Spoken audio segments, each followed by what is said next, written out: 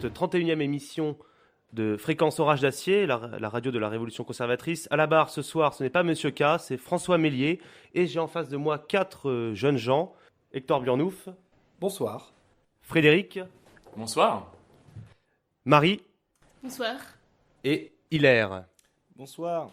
Alors, si ces 4 jeunes gens sont invités ce soir sur Fréquence Orage d'Acier, c'est parce que je les ai rencontrés au détour d'une fac, en train de distribuer un journal fort intéressant, qui en est à son 4e numéro. Le 5e, semble-t-il, est en préparation.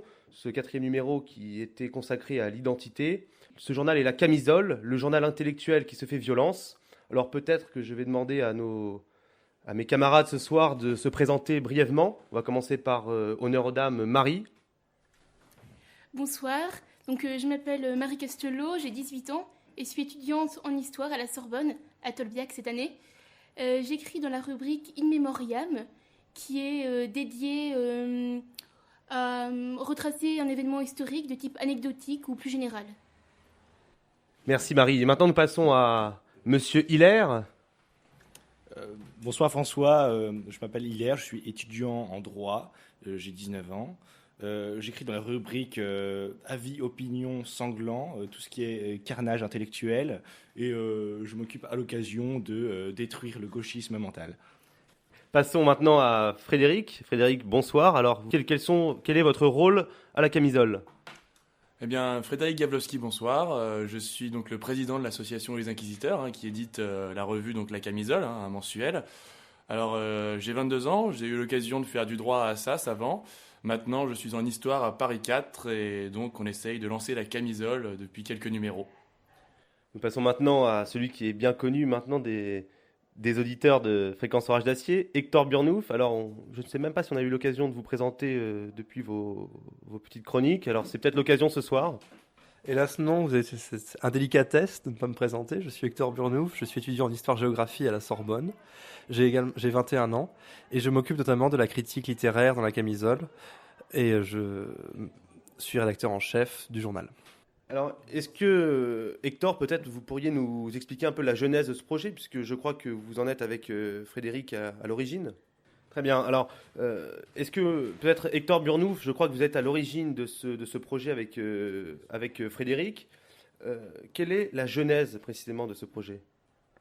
Il y a une jeunesse en France qui a beaucoup de choses à exprimer, je pense. Effectivement, comme l'a dit Saint-Hilaire, il y a un gauchisme mental que Louis Pauwels s'appelle aussi un sida mental, justement, qui répugne vraiment à la jeunesse française, je crois, aujourd'hui.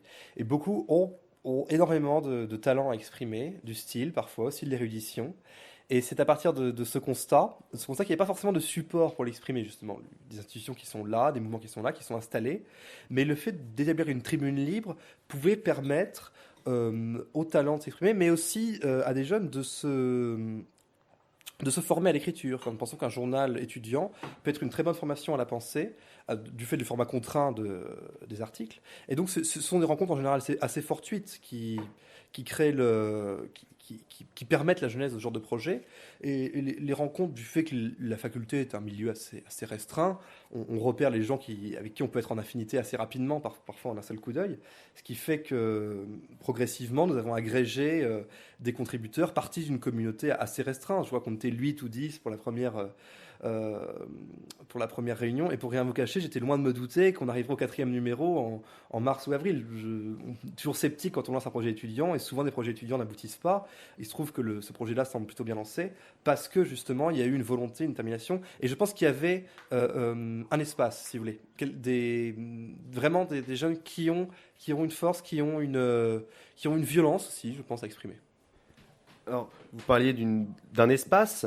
Moi, je dirais que on constate après la Manif pour tous que beaucoup de journaux en ligne, notamment, je pense au Rouge et le Noir, à la Table Ronde, Boulevard Voltaire, etc., se sont montés en ligne, eux. Alors, il y a certes un espace. J'ai l'impression qu'aujourd'hui, certains s'essoufflent, certains d'ailleurs ne paraissent plus.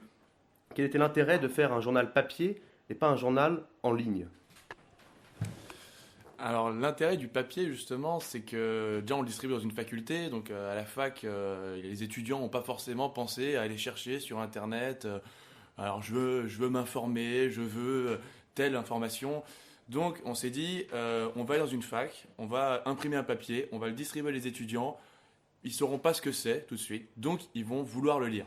Ils vont le prendre au début, ils vont pouvoir voir la ligne, ils vont pouvoir s'informer, apprendre des choses, hein. C'était ça aussi le but, c'était de transmettre. Donc en leur donnant quelque chose, ils sont amenés de toute façon au moins à lire l'édito ou quelques pages comme ça, qu'ils n'auraient pas fait de toute façon en lisant seulement quelque chose sur Internet. Parce que voilà, l'avantage c'est qu'on va directement au lecteur, quelque chose que ne permet pas Internet. Alors, on parlait d'espace et d'organisation, de transmettre. Est-ce que la camisole s'est aussi donné comme objectif de structurer cet espace politique? Alors, c'est peut-être à vous de définir quel est votre public, quel est l'espace politique que vous souhaitez structurer, quelles sont les convergences que vous voulez établir. La camisole, qu'est-ce qu'elle veut réellement organiser comme espace?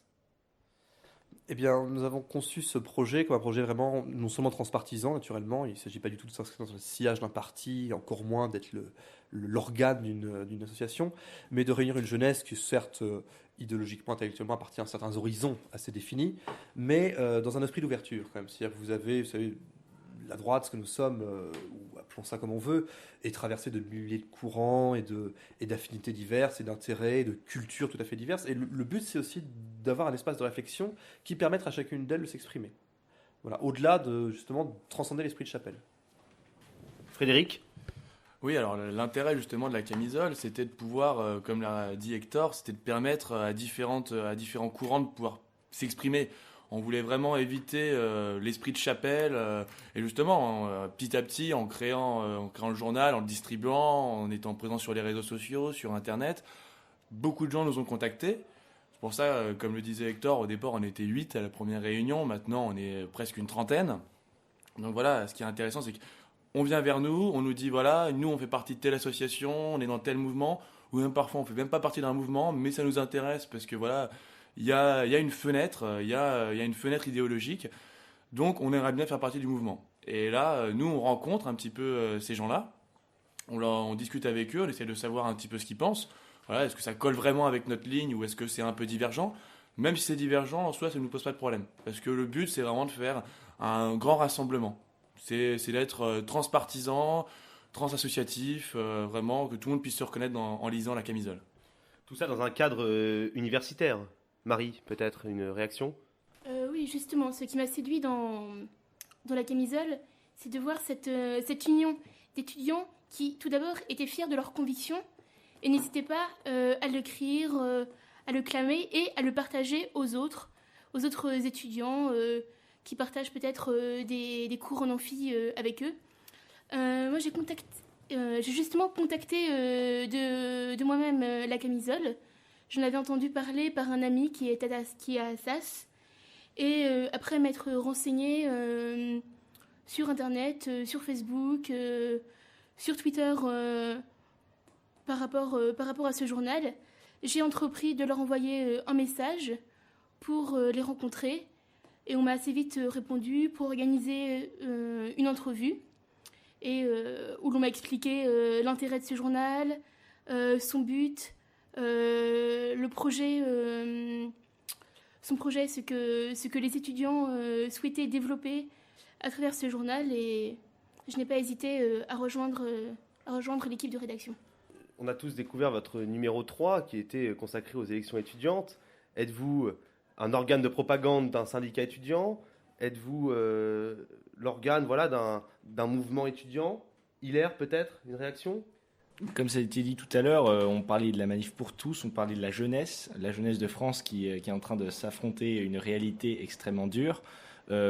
L'idée, c'est pas du tout de se retrancher derrière une barricade et une quelconque affinité partisane, politique, étudiante et extrêmement vaine. L'idée, c'est vraiment de créer un énorme mouvement,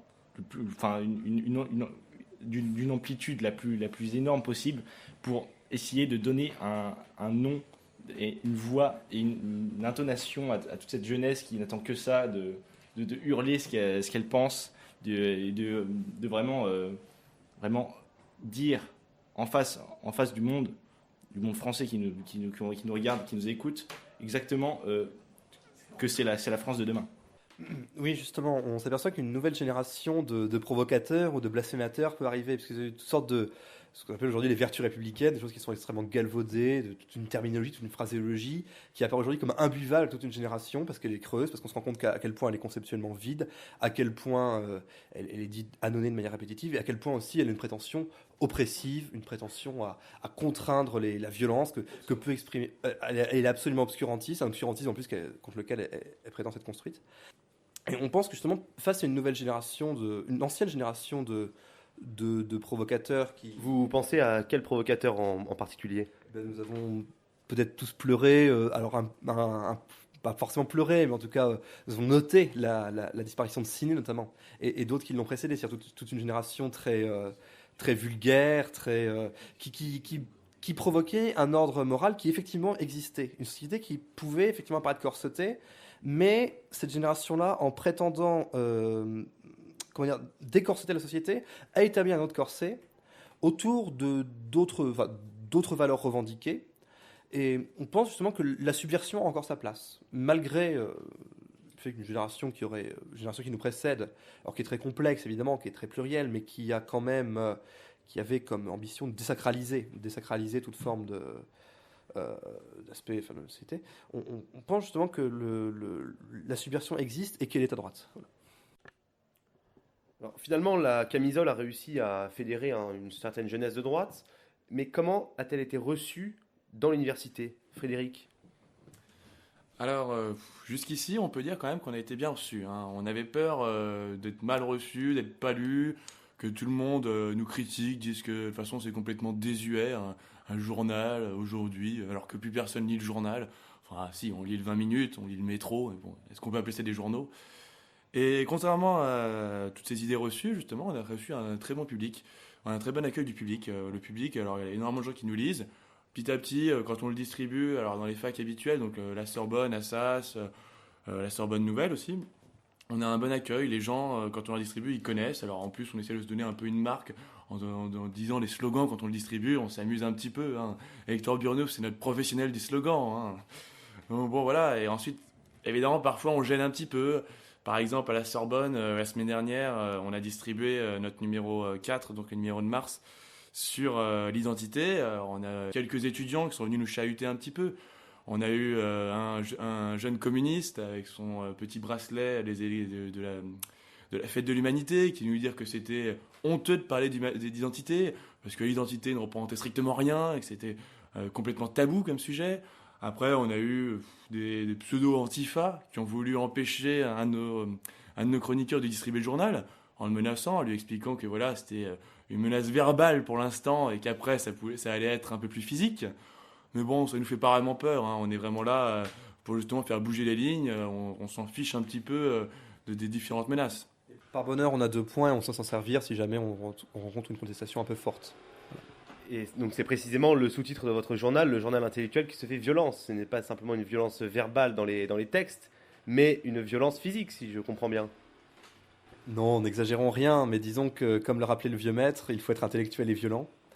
Et c'est un peu dans cet esprit-là que nous avons conçu le journal. Effectivement, il peut y avoir du fond, il peut y avoir du contenu, il peut y avoir de l'analyse, mais le style se doit d'être blasphématoire, le style se doit d'être tout à fait, alors sans être ordurier, il doit être un peu généreux, disons. Je pense que quand on est jeune, on n'écrit pas comme un mandarin ou comme un chroniqueur de C'est dans l'air, si vous voulez. Je pense qu'il y a une dimension dans la jeunesse à assumer. Et même si effectivement la formule du papier peut apparaître assez réactionnaire, comme je l'ai dit, les jeunes sont sur Internet. Nous, on choisit le papier. Donc il y a un choix, si vous voulez, pour l'ancien monde, en quelque sorte. Mais malgré ça, on peut adopter une certaine modernité ne serait-ce que en s'astreignant au style, tout simplement. Hilaire, vous vouliez intervenir? Oui, justement, pour revenir sur cette question de la violence et de la force, je pense quand même que exprimer et vouloir défendre ses idées, peut-être même en arriver parfois à des situations très extrêmes, comme par exemple avec ces points, pour se défendre à quelques gauchistes et leurs menaces de CM2, je pense que parfois ça permet de donner une consistance à quelque chose qui est parfois très abstrait, comme par exemple un journal intellectuel étudiant dans un quartier latin. C'est pour ça que vouloir se défendre ses idées, défendre ses convictions, c'est quelque chose qui me semble légitime. Hector, une remarque? Oui, il y a un esprit batailleur dans les universités parisiennes. Je veux dire, c'était Abélard, enfin avant l'université parisienne pour le coup, mais c'était la querelle des universaux. C'était toute cette communauté justement qui aimait penser, mais qui aimait aussi manier des concepts et parfois avec une certaine violence. Et on s'aperçoit que du fait de la massification de l'enseignement, étudiant aujourd'hui, ça veut plus dire avant-garde, si vous voulez. Dans les années 70, l'étudiant, c'est celui qui transgressait les maîtres de l'ancien, qui proposait autre chose. Étudiant avec la massification, ça évoque enfin, une passerelle l'expression, elle est un peu triviale, mais le branleur qui aime bien faire les soirées, qui aime pas forcément lire et qui s'intéresse pas forcément à grand chose d'autre qu'à son sillage amical ou familial. Et on pense qu'on peut redonner une noblesse, ne serait-ce qu'au mot étudiant, ne serait-ce qu'au mot université, et notamment à Paris, notamment au quartier latin, où ça a du sens, en proposant ce genre voilà, de texte. Alors, effectivement, lorsque je suis arrivé à l'université, moi, il y a déjà quelques années, dans mon imaginaire, l'université, c'est le lieu de tous les combats politiques, le lieu de tous les affrontements. Et finalement, comme vous le disiez à l'instant, Hector, l'université, finalement, à part les soirées du BDE et quelques distributions de tracts de certains syndicats étudiants voilà, ce n'est pas l'objet ici de les mentionner, finalement, il ne se passe rien. Alors, la camisole, qu'est-ce que c'est finalement? C'est un espace d'espérance, d'espoir pour l'université française. Est-ce que c'est votre ambition? Non, alors la camisole, c'est pas forcément le but de créer un grand mouvement, hein. On n'est pas les futurs républicains, hein. De toute façon, c'est pas notre ligne. Mais on essaye justement d'agréger quelques personnes, des universitaires qui pensent, qui sont pas justement, comme disait Hector, des branleurs qui veulent juste fumer des joints et faire des fêtes. On essaye justement d'agréger un certain nombre de personnes qui pensent, qui savent écrire, qui réfléchissent, qui peuvent justement créer un terreau de réflexion pour les futurs étudiants, enfin, ou même pour les étudiants d'aujourd'hui. Vraiment, le but, c'est de faire prendre conscience aux étudiants de sujets qui les entourent et qui les intéresseraient pas forcément. Est-ce que BFM ou TF1 leur parleront de certaines choses? Non, nous, justement, on est là pour leur rappeler un petit peu certains événements, comme la rubrique In Memoriam dont s'occupe Marie. La rubrique In Memoriam essaye de rappeler un petit peu les événements historiques qui ont été oubliés, parce qu'aujourd'hui, l'histoire est complètement délaissée. Oui, justement, j'ai opté d'écrire dans la rubrique In Memoriam, car après avoir suivi, comme tout le monde, des cours à l'école élémentaire, au collège, au lycée, je me suis rendu compte que l'histoire est enseignée d'une manière, oui, c'est le mot, idéologique par l'école républicaine actuellement, et qu'elle est enseignée d'une telle manière que la jeunesse la dénigre parfois, la rejette, et ne parvient pas à se reconnaître dans cette histoire qui est pourtant celle de son pays, qui en est la source, et qui permet d'aimer ce pays. Je pense donc qu'il est fondamental d'écrire de nouveau sur l'histoire, et justement l'anecdote, le petit fait, peut éveiller une nouvelle sensibilité dans la jeunesse, l'inciter à se pencher sur des phases de l'histoire qu'il ignore, ou alors très fameux, j'écrivais le mois dernier sur Chambord, tout le monde le connaît, ce grand château construit sous l'initiative de François Ier, mais en faisant ressortir tout de même dans cet article en quoi Chambord illustrait la grandeur de la France, et c'est bien cela le but aussi de l'histoire, reconnaître la grandeur de son passé et de son pays, et reconnaître la grandeur aussi du présent. Je vous ai entendu parler d'idéologie républicaine. Votre second numéro était consacré à la mort du roi. On peut entendre aussi parler de grandeur de la France. N'y a-t-il pas une certaine patte dans votre journal, une certaine sensibilité, une certaine tonalité? Ah oui, naturellement, oui. Bon, je crois que vos auditeurs s'en seront aperçus. Nous ne sommes pas le journal des pleureuses charliesques, ni des affairistes étudiants en droit, si vous voulez. Une volonté de transcender un peu tout ça. Et je reviens sur le contenu, justement, ne serait-ce que dans le traitement de l'actualité nationale ou internationale, il y a une volonté quand même de mettre en perspective par rapport à des éléments de culture, des éléments qui peuvent être aussi de philosophie politique, ou des éléments, oui, de contre-culture, et des éléments historiques, bien sûr. C'est de l'analyse, mais c'est pas de l'analyse journalistique. Et c'est un journal qui, certes, est universitaire, mais qui n'est pas académique, si vous voulez. Il n'y a pas de revendication, de prétention à l'objectivité, si vous voulez. On ne prétend pas faire de l'information objective. On prétend, au contraire, on est dans la subjectivité. On est dans l'affirmation subjective, et certes égoïste, et qui peut apparaître très prétentieuse, mais qui a aussi vocation à brutaliser l'indifférence, à brutaliser l'apathie qu'on peut constater dans les facs parisiennes et y compris à la Sorbonne. Frédéric? Alors justement, pour rebondir un peu sur l'aspect républicain de ce journal, l'aspect charliesque, justement, nous, on est beaucoup de rédacteurs aujourd'hui, hein. Alors il y a un peu de tout, comme je vous ai expliqué. Alors c'est vrai que vous disiez que le second numéro de janvier donc, était consacré au roi. Il n'y avait pas que le roi, hein, on parlait des martyrs en général. Parce qu'il n'y a pas que les royalistes, hein. Bon, c'est vrai qu'on a une grosse influence royaliste, hein, chez nous. C'est moi-même, je le suis, hein, Hector aussi. Mais le but est justement de pouvoir réveiller les consciences sur, justement, comme disait Marie, notre histoire. Et justement, la mort du roi, le martyr du roi, fait partie intégrante de notre histoire. Et c'est un fait qu'aujourd'hui, enfin, quel journal ou quel journal télévisé a parlé de la mort du roi le 21 janvier? Aucun. Nous, ça nous a quand même semblé incroyable. Le 21 janvier est un fait primordial. C'est un parricide de la France. Alors, si l'on parle de mouvement royaliste, et si l'on parle de 21 janvier, de mémoire, finalement, quelle est la prise aujourd'hui du 21 janvier sur la réalité? Entre toutes les divisions de Chapelle, les orléanistes, les légitimistes, voilà, je pourrais même citer Renouvin qui avait présenté une candidature crypto-royaliste aux élections dans les années 70, si je ne me trompe pas. Voilà, comme vous disiez, Victor Burnouf, 0,74%. Alors, quelle est la part, enfin, quelle est la prise sur la réalité de ce journal finalement? Puisque si il s'attache à défendre la mort du roi, à rappeler la mémoire, etc., voilà, en quoi traite-t-il des problèmes étudiants concrets finalement? D'ailleurs, est-ce vraiment son objectif? En fait, je pense que aujourd'hui, il y a plus de gens qui sont prêts à essuyer le sang de Louis XVI avec leur chemise que de voter pour François Hollande, je pense. En fait, le royalisme, et surtout le 21 janvier, la mort de Louis XVI, ça reste quand même, comme disait Desproges, une infraction de la canaille régicide. Ça restait quand même un fait dans l'histoire de France qui est assez peu digéré par un certain nombre de personnes, dont une grande majorité de nos auditeurs, je pense. Et la monarchie, aujourd'hui, enfin, je voudrais, pour ne pas citer Bismarck, mais il disait, ce grand homme, quand on s'appelle France, on ne souffre pas le ridicule d'être une république.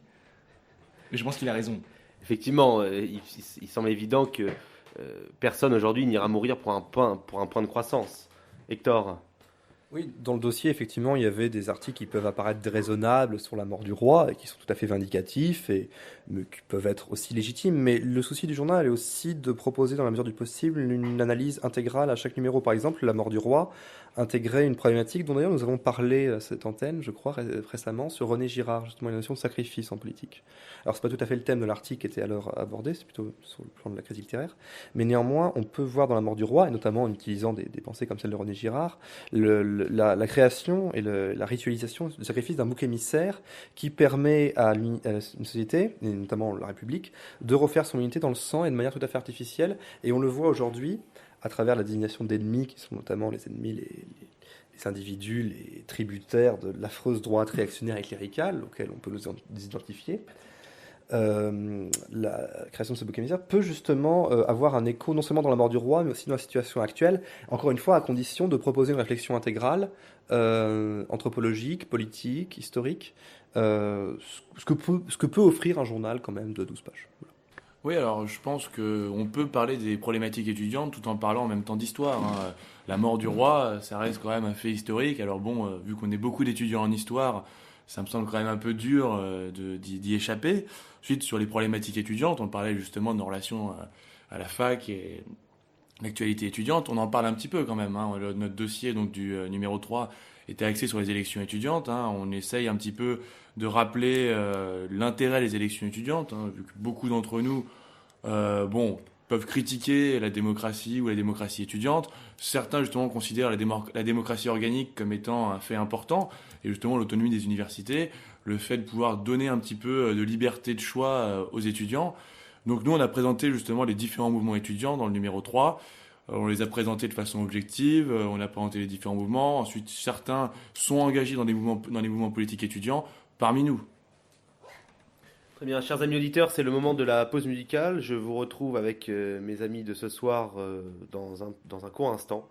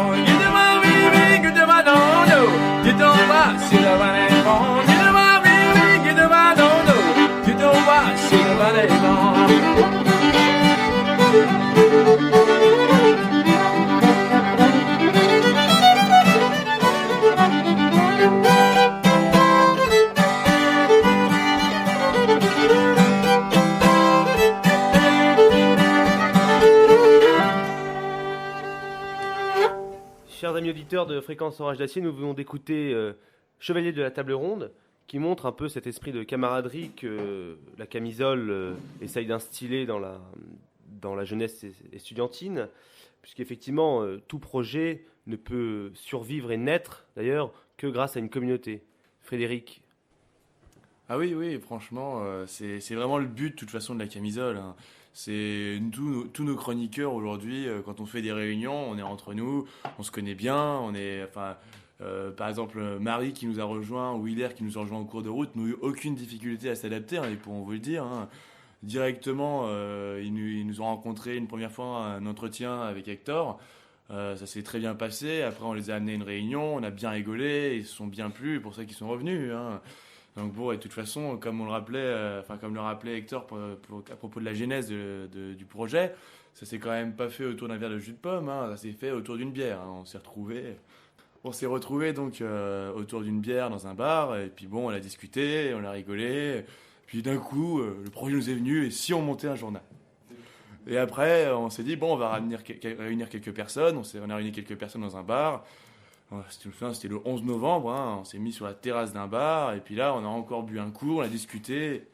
Voilà, donc le but, c'est de créer justement tout un ensemble où justement tout le monde s'entend bien, et vraiment, il n'y a pas d'histoire. On n'est pas là, on est là pour débattre, mais en même temps, pour être amis.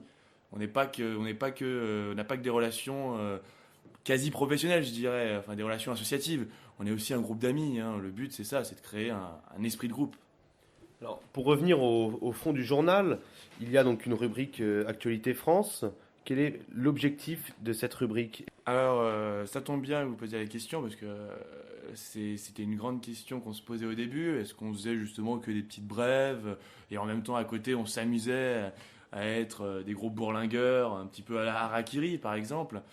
Mais on a décidé justement de revenir au journalisme originel. Donc, comme le premier édito le rappelle, comme Hector l'a rappelé, on est là pour revenir à l'origine donc, du journalisme, donner non pas des informations, mais donner une analyse de l'information. Donc le but, voilà, c'est qu'on prend des faits qui se passent. Enfin, par exemple, on a eu les élections régionales qui ont été analysées par Pierre Tombal de façon très intéressante. Voilà, le but, c'est on peut s'amuser en même temps, on fait des petits calembours, comme les journalistes le faisaient avant. En même temps, on vend une analyse, on vend notre point de vue. Est-ce qu'on aime bien tel ou tel parti? Est-ce qu'on trouve que tel ou tel parti a bien fait les choses pour ce qui est des élections régionales? Mais on dit pas, enfin, on donne pas juste que les résultats des élections, quoi. Ça aurait aucun intérêt. Saint-Hilaire. Oui, je suis totalement d'accord avec ce que vient de dire Frédéric, mais on est sérieux sans se prendre au sérieux, en fait. C'est exactement ça. Si on voulait définir la camisole, c'est exactement ça. Alors, votre premier numéro était consacré au choc des civilisations, votre quatrième numéro à l'identité. Voilà. Quelle est finalement votre filiation? Qui sont finalement vos maîtres? Oui, on pourrait apparaître comme des monomaniaques de la question, effectivement, le choc des civilisations, identité. Alors, le choc des civilisations, le premier numéro, s'inscrivait dans une analyse plutôt huntingtonienne de l'histoire et des relations internationales, naturellement. Ça faisait suite aux attentats de novembre, qui avaient beaucoup marqué les esprits. C'est-à-dire qu'on ne pouvait pas ne pas réagir et analyser ça en mettant ça en perspective. Alors, pour ce qui est de la question de l'identité, je crois que c'est une question aujourd'hui qui est fondamentale, par-delà même la question de savoir si l'identité est française, est européenne, je ne sais quoi, c'est de savoir si on en a une, tout simplement, si on s'identifie à quelque chose, si on est quelque chose, ou si on est un individu ou quelque chose qui se suffirait à lui-même et qui serait une sorte d'ectoplasme indéfini. Alors pour ce qui est la question du panthéon des maîtres, je crois que chacun a le sien. Naturellement, nous avons... Maurras a beaucoup été cité dans cette revue, Jacques Bainville l'a également été, donc les grands penseurs de la contre-révolution, mais ça peut être également des maîtres, certes en matière de philosophie politique ou d'histoire, mais aussi en matière littéraire. Je pense qu'il y a un esprit, notamment l'esprit de provocation qu'avait lancé Barbé d'Aurevilly et continué à leur suite les Hussards, des gens comme Roger Nimier, une sorte de communauté de provocateurs qui revendiquent non seulement une certaine horizon politique, mais aussi une certaine esthétique. Parce que il existe effectivement à droite une certaine manière de penser, d'être au monde, il existe aussi une certaine manière de vivre, je pense. Je pense qu'il peut exister une esthétique de droite. Et pour vous, précisément, quelle est cette esthétique de droite? Si je voulais être versé dans la facilité, on parlait des hussards, on pourrait dire ivresse et désinvolture pour être dans le même registre que M. Glawolski. Je crois que... Oui. Saint-Hilaire. Oui, être de droite en 2016, c'est pouvoir proclamer absinthe et révolution, c'est ça exactement. C'est un idéal de vie, on est condamné à l'héroïsme. La jeunesse est condamnée à l'héroïsme. Finalement, c'est presque un... Oui, si vous parlez d'idéal, finalement, c'est presque du romantisme, alors. Ah, pas exactement, justement. On discutait un peu de ça au détour des mélomanies de Robespierre. Justement, le romantisme, c'est pas exactement ce qui nous définit, parce que c'est plus une espèce de suicide après l'hégémonie de la beauté. Et c'est pas exactement ce que nous, à la camisole, on prévaut. On prévaut plus le sens de la tradition qui est inné, qui est vraiment consubstantielle au peuple français. Comme disait Thierry Monnier, non-conformiste des années 30, finalement, aujourd'hui, être révolutionnaire, sans s'épancher sur les mots, dans la bouche de traditionnalistes, être révolutionnaire, ça pourrait être quelque chose qui choque, mais finalement, être révolutionnaire, c'est simplement vouloir en fait dire que on ne veut conserver que ce qui tient la route, finalement. Et Hector, je vous vois faire la grimace. Non, absolument pas. Ça peut apparaître paradoxal, mais nous sommes une avant-garde réactionnaire. C'est-à-dire qu'on peut être moderne tout en étant anti-moderne. C'est-à-dire qu'au contraire, dans l'affirmation subjective qui peut être celle d'une jeune génération, mais en même temps le mal-être dans l'époque, je pense que cette modernité est fondamentalement... Alors, effectivement, c'est une une des racines du romantisme, hein, cette manière d'être dans l'époque sans tout à fait en être. Parce que de toute façon, on n'écrit jamais, enfin, on est forcément dans notre époque, même quand on revendique la combattre. Il y a évidemment toujours un paradoxe qui est, je pense, inhérent à toute manière d'être dans son époque en la combattant.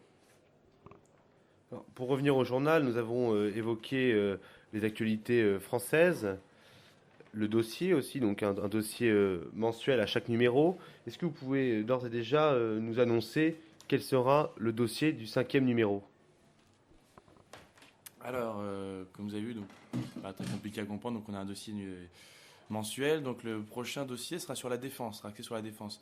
Alors le avril-mai étant une période assez compliquée pour les étudiants, vu que beaucoup ont les examens à préparer, beaucoup sinon sont en vacances. Notre prochain numéro, donc on fera un numéro sur avril-mai, on fera juste une version PDF vu qu'on n'aura pas le temps de la distribuer, sera consacré à la défense. Donc il y aura évidemment un entretien, il y aura donc des articles un peu généralistes et il y aura un édito. Le but, voilà, c'est de parler un peu de défense, pas de façon idéologique, mais de façon justement réfléchie. Alors effectivement, vous évoquez la fin d'année universitaire, les mois de mai, juin, voire même avril, où certains étudiants sont en partiel. Comment allez-vous gérer cette transition entre la fin des partiels, les vacances universitaires, qui, on le sait, sont assez longues, et la rentrée? Alors c'est vrai que c'est assez compliqué parce qu'on a les éternels départs, ceux qui abandonnent, ceux qui se réorientent, ceux qui ont fini leurs études pour certains. Alors a priori, là on est en cours justement de réorganisation parce qu'on prépare justement la rentrée. On a eu notre assemblée générale, on a pu se réorganiser et faire de nouveaux projets. Le but c'est que pour la rentrée prochaine, on distribue déjà le numéro dès le mois d'octobre, hein, donc dès la rentrée étudiante. On puisse aussi organiser des soirées de lancement. Donc on en a fait la première, donc qui a eu lieu il y a un peu plus d'un mois maintenant. La première soirée de lancement de la camisole qui se passait rue des Canettes. Le but c'est qu'il y ait quelques soirées de lancement comme ça, de façon à rencontrer de nouvelles personnes, que les gens puissent découvrir les chroniqueurs. Ça nous permet aussi de récupérer des dons. En même temps justement créer un peu de cohésion. Ensuite le projet n'est pas qu'un projet journalistique, hein, on a un projet aussi associatif. L'association Les Inquisiteurs a un but, hein, c'est aussi de créer des conférences qui vont justement bouger un peu les choses, permettre de sortir de l'immobilisme intellectuel dans lequel sont enfermés certains. On va normalement lancer un cercle de conférences qui s'appellera l'échafaud esthétique. L'échafaud esthétique, le but c'est quand même c'est de faire des conférences, mais pas sur un format type conférence basique où pendant 45 minutes on écoute un conférencier et pendant 30 minutes l'assemblée pose des questions. Le but c'est que justement notre conférencier soit amené jusqu'à l'échafaud. Voilà, nous sommes des inquisiteurs, on va passer notre conférencier à la question. Voilà, ensuite esthétique parce qu'on a quand même une certaine volonté, une certaine prétention à une belle écriture. Déjà aujourd'hui dans le journal, même si bon, c'est assez inégal pour certains, hein. Bon, on essaye de faire ce qu'on peut, hein. Mais l'esthétique aussi se passera par de l'art oratoire. Enfin, dans nos conférences, on essaiera d'amener justement quelque chose d'intéressant, quelque chose qui va amener des questions aux intervenants qui sont un peu plus intéressants que pourquoi Robespierre était-il un monstre, que des Vendéens ou par exemple Il y a aussi une rubrique du journal, In Memoriam, nous en avons parlé, donc c'est sur l'histoire, finalement c'est la petite histoire dans la grande, comment donner le goût de l'histoire. On a aussi la rubrique culture et opinion, où je crois Victor Burnouf a un rôle central, me semble-t-il. Il semblerait, oui. Alors effectivement, le journal fait plutôt du commentaire que de la création littéraire, vous l'aurez compris, et notamment du commentaire littéraire, donc ce qu'on peut appeler de la critique, même si on n'atteint pas non plus ce niveau-là, car on se base quand même sur des travaux de critique qui ont déjà été faits, des grilles de lecture qui bien sûr nous préexistent. Et donc le but était aussi de redécouvrir éventuellement les grilles de lecture à travers lesquelles on regarde la littérature aujourd'hui. Ça a été le cas notamment des 2 premiers numéros. Le premier étant sur Roland Barthes, donc qui est la première critique littéraire qui est donc sur Roland Barthes. Et donc sur une approche évidemment très formelle, très sémantique de la littérature, qui répugne beaucoup de gens aujourd'hui, pas forcément pour de mauvaises raisons d'ailleurs. Le second était plutôt porté donc, sur René Girard, et puis ensuite on attaquait des romans, notamment un roman excellent d'Olivier Molin, Gueule de bois, qui narre un peu l'épopée éthylique, on va dire, d'une troupe d'amuseurs à travers une société qu'ils décrivent en perdition. Il y a aussi une critique cinéma, donc plutôt un cinéma un peu rétro pour le coup, des années 70, au carrefour de l'histoire, qui est animée par une jeune fille charmante nommée Milady, enfin qui signe Milady. Et également un peu de création littéraire par contre, enfin création littéraire du texte, disons, plus que du commentaire, notamment la chronique décrit un monde, on va dire, chronique au milieu des ruines de Clovis de Forme, qui décrit, que je vous conseille tout à fait, qui décrit un monde, on va dire, avec une violence savoureuse et un style, en tout cas, qui ne s'épargne aucune violence. Marie. Nous avons aussi parmi nous quelques amateurs d'art. Et pour cette même rubrique, culture et opinion, donc, nous envisageons pour l'année prochaine de faire des promotions d'expositions à travers des critiques d'exposition. Bien sûr, tout cela aussi dans le but de promouvoir l'art français, qu'il soit ancien ou contemporain, pourquoi pas. Finalement, si je comprends bien votre projet, vous êtes des petits vauriens de Paris. Votre projet est né d'une bière entre amis, sûrement une bière, peut-être plusieurs. Et là, vous prétendez révolutionner le monde, être l'avant-garde de je ne sais quelle jeunesse. Est-ce que c'est vraiment ça votre projet ? Alors, on prétend rien révolutionner du tout, pas encore, ni surpasser personne. Néanmoins, effectivement, il y a, dire, un peu un esprit de Nord-Gronde, pour reprendre un anglicisme, un anglicisme affreux. Et le terme de vaurien, effectivement, à Paris, c'est-à-dire des gens qui n'ont pas forcément d'ambition. On pourrait dire des picaros aussi, des gens qui sont dans la désinvolture et certainement pas dans l'orgueil. Enfin, certain orgueil quand même, mais pas dans la vanité, ni dans l'identification, mais plus dans l'agitation, et une agitation qu'on entend bien mener à son terme, effectivement. Hilaire ? Ouais, c'est exactement ça. En fait, on est vraiment les Gavroches de la droite. Quand je descendais tout à l'heure de chez moi, il y avait les casseurs de Nuit debout qui étaient en train de frapper 3-4 CRS au coin d'une rue. Je me disais que, quand même, on avait quelque chose de mieux à proposer. On a quelque chose de mieux à proposer. C'est clair. Le mouvement d'extrogir que décrivait Guillaume Bernard, le professeur très, très au vent dans la droite, les jeunes droites, explique très bien ça. En fait, il faut vraiment qu'on sorte, pas qu'on tienne la rue, mais qu'on tienne vraiment l'esprit de la ville, l'esprit parisien. Il est vraiment dans la camisole, j'ai l'impression. Alors, je crois que sur la question de la police, nous sommes d'ailleurs en désaccord, puisque il faut se souvenir des grandes manifestations auxquelles j'imagine vous avez tous assisté, manifestations pour tous, où nous précisément nous accusions la police de nous gazer, de nous matraquer, etc. Et aujourd'hui, vous nous faites l'apologie de la police face à Nuit debout, les casseurs de Nuit debout. Mais est-ce que vous vous rendez compte que finalement, il y a 3 ans, c'était vous les casseurs de Nuit debout face à la police ?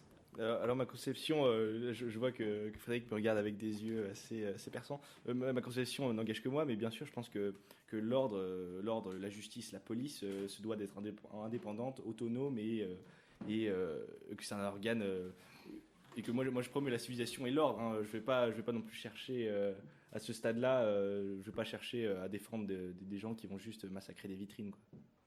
Vous avez tout à l'heure parlé de Maurras, mais je ne pense, enfin Maurras effectivement, on voyait dans l'armée un corps qui structurait la société. Mais son ordre, je ne pense pas que c'était un ordre policier.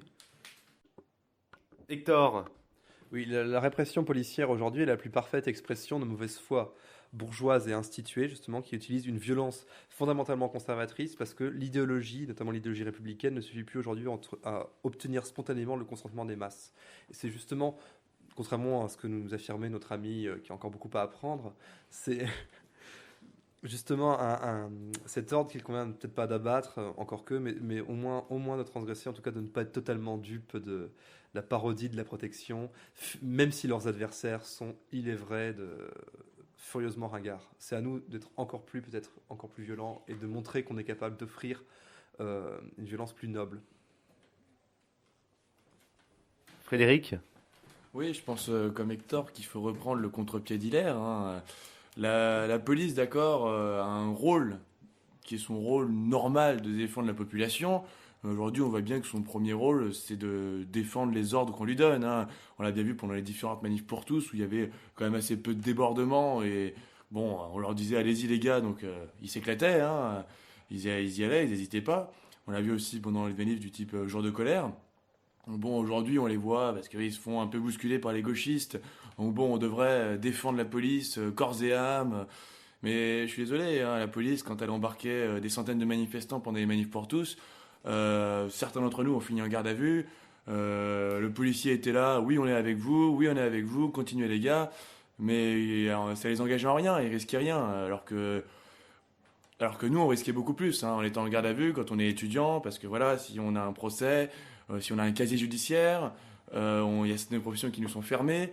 Si on est en garde à vue et qu'on a un travail, si le lendemain on va pas au travail, expliquer qu'on a été embarqué dans le cadre d'une manifestation, c'est quand même compliqué. Il me semble que c'est quand même moins compliqué à un policier d'expliquer pourquoi est-ce qu'il n'a pas interpellé un manifestant violent. Alors que par exemple, si on va dans les cités de Seine-Saint-Denis, il y a énormément de... Nous avons déjà eu l'occasion sur Fréquence Orage d'Acier de parler de la problématique policière avec 2 dernières émissions ces 2 derniers mois, notamment sur la société de surveillance. Enfin bref, peu importe, ce n'était pas le sujet du jour. Il y a un rédacteur en chef, il y a un secrétaire général, un directeur de la publication. Quelle est la répartition entre ces différents rôles? Alors, ce qu'il faut savoir, donc, c'est que le rédacteur en chef, avec son rôle qui est nouvellement créé, hein, vu qu'on débute quand même, donc ça n'a pas été très facile de créer différents rôles, vu qu'on est quand même des amateurs au début. Donc le rédacteur en chef est très clairement responsable de la cohérence de la ligne et de la cohérence de tout ce qui est publié. Il doit s'occuper de vérifier que tout correspond bien à la ligne éditoriale, même si la ligne éditoriale est très vaste. Il doit s'occuper aussi de la cohérence par rapport au dossier. Moi, en tant que directeur de la publication, donc Frédéric Gawlowski, je suis président et en même temps directeur de la publication. Donc j'ai la responsabilité juridique, hein, et en même temps je m'occupe de vérifier que tout est bien publié, que y a rien qui peut nous amener des problèmes. Donc je vérifie toute la ligne éditoriale en cohérence avec en association avec le rédacteur en chef. Ensuite on a un secrétaire général qui écrit sous le nom de Pierre Tombal. Le secrétaire général qui a changé récemment aussi, vu qu'on a dû un petit peu changer le bureau du fait de certains départs de l'université, justement le départ de Evelyne Vaux. Le secrétaire général est beaucoup plus en charge des relations avec les différents membres. Il doit s'occuper de vérifier que tout le monde est bien à jour. Il doit s'occuper de vérifier que les messages passent bien, que s'il y a un problème justement au niveau des rédacteurs, que certains sont inactifs, il doit s'occuper de vérifier que tout le monde est bien présent. Il doit s'occuper aussi de relayer les événements. Puis évidemment, on a un trésorier, hein, comme dans toute association normale, le trésorier Hilaire, donc, qui est notre nouveau trésorier, vu qu'avant c'était Hector Burnouf. Maintenant, Hilaire est donc notre... Alors peut-être que Hilaire peut nous détailler ce rôle, puisqu'on sait que l'argent est le nerf de la guerre. Alors Hilaire, premièrement, vous êtes trésorier. Quelles sont aujourd'hui les sources de financement de la camisole? Exactement, très intéressante question, parce qu'en effet, la camisole est un journal gratuit. Comme disait ce cher Hector Burnouf, c'est gratuit mais ça vaut de l'or. C'est gratuit, mais nous sommes actuellement en recherche de mécènes, parce que, comme vous le savez, un journal aussi qui déploie une telle puissance intellectuelle se doit d'avoir un certain nombre d'appuis parmi les cadres, les intellectuels déjà lancés, les universitaires et les structures préexistantes dans le milieu nationaliste. La camisole est un journal gratuit, et pour l'instant, ce sont les rédacteurs qui fournissent la part financière pour le bon fonctionnement du journal et pour sa parution. Donc, pour ça que un certain nombre de soirées de lancement, d'appels d'offres, d'appels aux dons a été lancé, et nous sommes en recherche d'actuels mécènes pour promouvoir et diffuser plus largement l'idée et le projet merveilleux qu'est la camisole.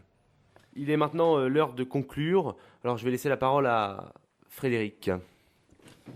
Eh bien, merci beaucoup de nous avoir invités, hein, François. C'était un plaisir de venir et de pouvoir discuter et présenter notre journal et notre projet associatif.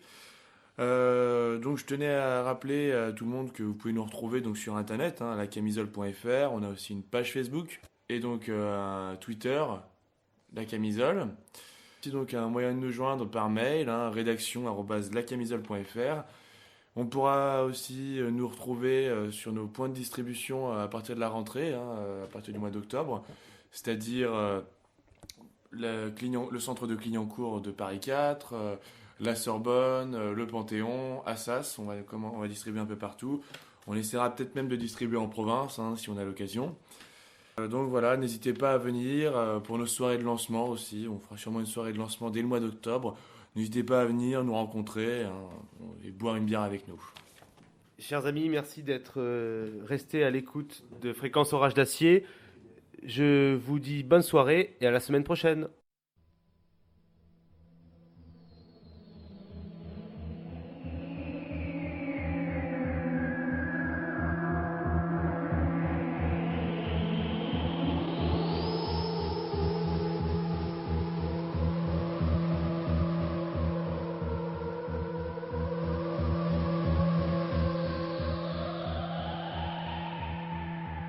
L'homme intérieur n'a pas de langage, il est muet.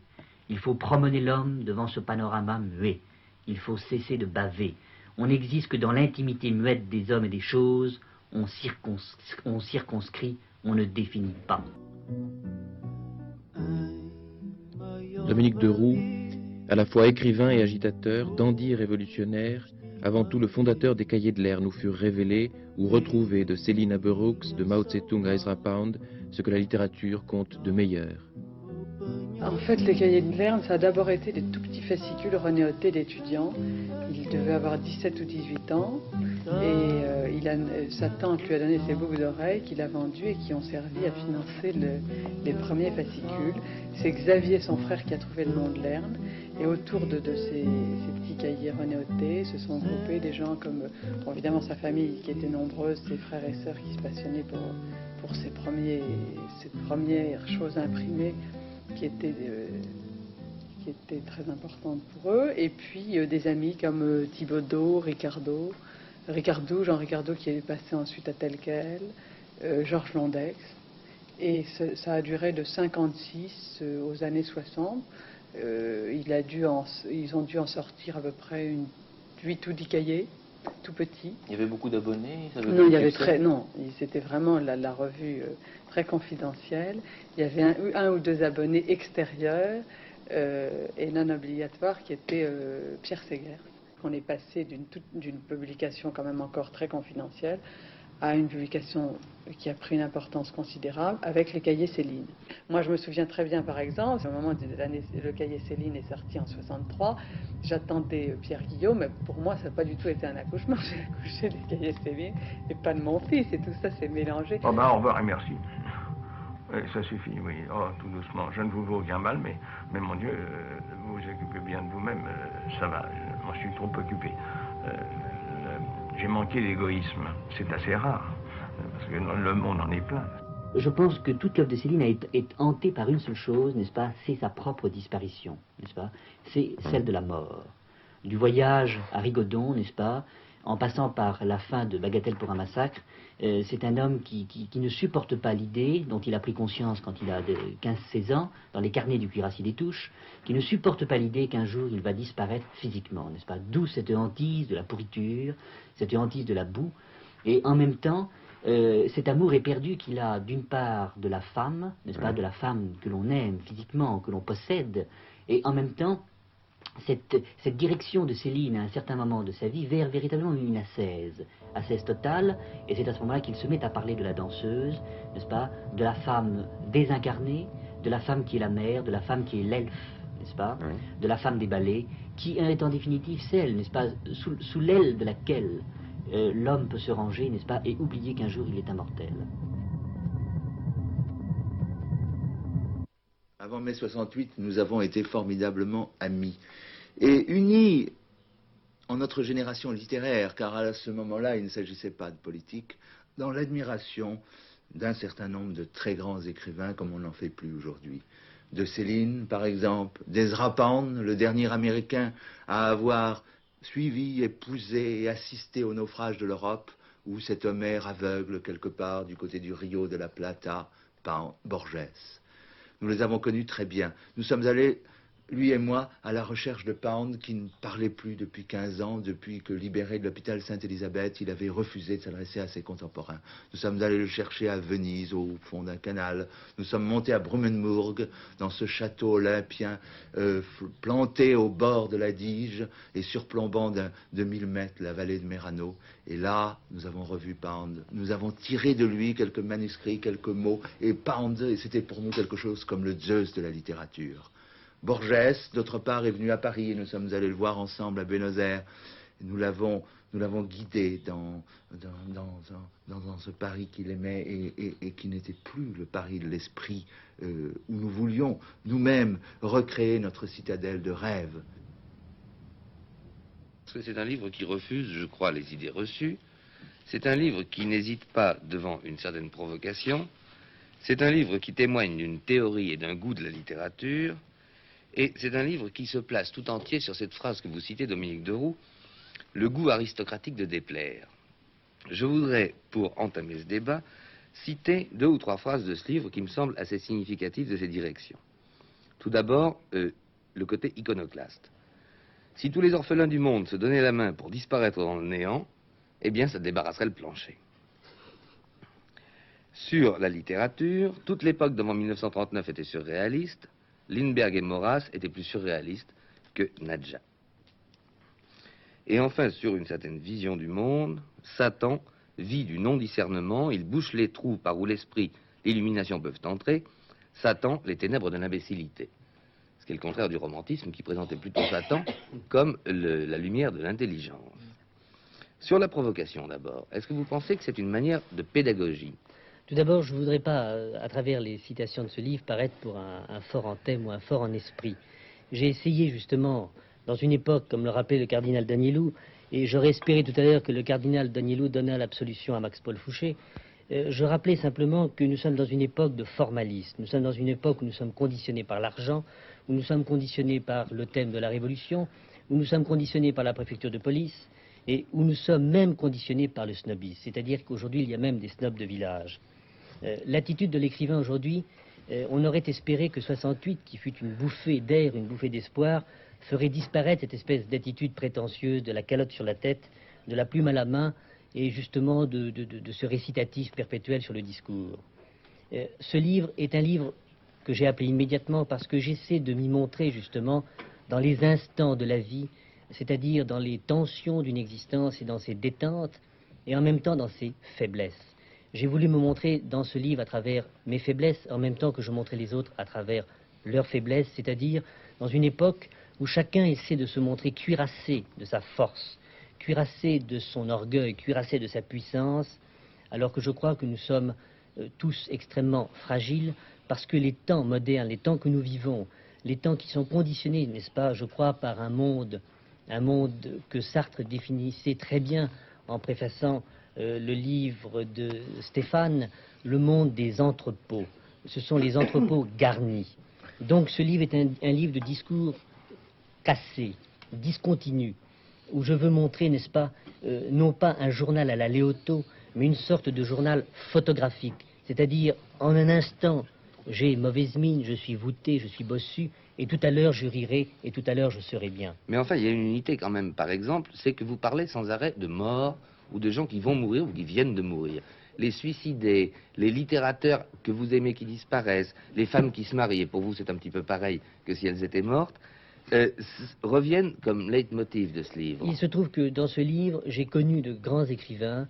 J'ai connu quelqu'un que le cardinal a connu, c'est Marcel Morey. J'ai connu Gombrowicz. J'ai connu des gens à la fin de leur vie. J'ai connu Pound, etc.